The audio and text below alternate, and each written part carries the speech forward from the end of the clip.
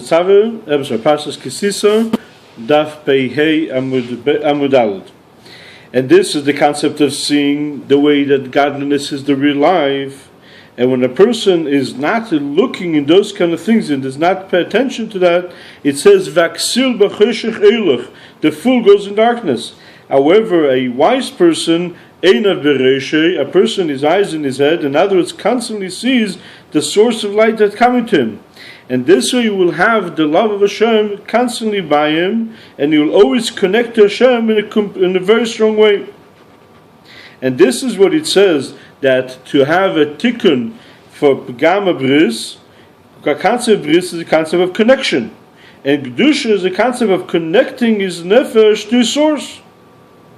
And to disconnect from the opposite. Because if a person connects to Lumazeh and the physical pleasures in the world, he is connecting to negative things, the opposite of life. And therefore, what's the way a person fixes it? Is by turning his heart from one side completely to the other side, to connect and to cling to his source and to his life would come from the Eibishter. In the way of connecting the similar to Bris, which connects a person in a complete and a strong level to Hashem. And he brings chayes from the level of Seviv Kolamim to a level of Mal Kolamim, to give life to a person. And this is the concept that the Zohar says, that the way to fix that oven is through connection to the Eibishter in a way of Yosir V'Tadir, in a greater way, and it should be constant. And it's not enough that he awakes in the time of davening to love to Hashem, and then after he goes away, but he has to be connecting, that he should be everlasting. In other words, constantly thinking about it. And this, seeing that a person have love to the Eibishter, comes to a person really from above. As it says, Hashem alem yireh v'yetze kabal chitzei. And the Eibishter is watching over them, and he comes, so to say, like a thunder is an arrow. In other words, that there is a special light that Hashem sent to the Yidden, that a person should have love to the Eibishter. And this is all the point that we have in Krishma. And all the davening in the Birchas HaShachar, that we're asking and we're begging Hashem, Baruch Atah, that it should be shining to us, should be in an open way, in order that the person should be able to accept in himself Krishma and Mitzvahs Ve'avta in a real way. And this is the concept of Eilokenu, that in other words, that he should be, our God, he should be connected to us in an open way. And the Chayr is not understood. It says that the Malachim, before they say Kodesh, they have to wait for the Yidden to say Kodesh. And it seems to be, the Yidden, a person is in physical body, and a person has many times negative thoughts, or at least a thought which is not appropriate for him, each person according to his level, the great one according to his level, a small one according to his level, he has thoughts which it's not appropriate for him.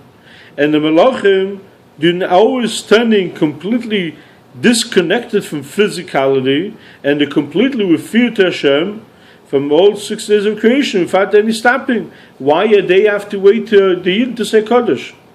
But the truth is, I'm going to say this paragraph just in short, the Malachim cannot say Kodesh by themselves, because what is a Malach? A Malach is completely nullification to Hashem. Kodesh means that he's separate and it's higher than him. A Malach cannot say separate, because all of his existence is completely godliness.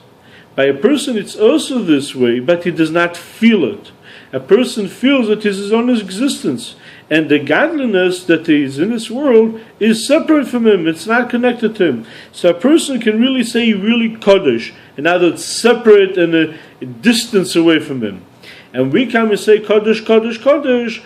And in other words, different levels of godliness till he was able to come to this world. And by us saying Kodesh, we bring this godliness to this world. And then the Malachim can also say the level Kodesh to the level that is really for them much greater level as well.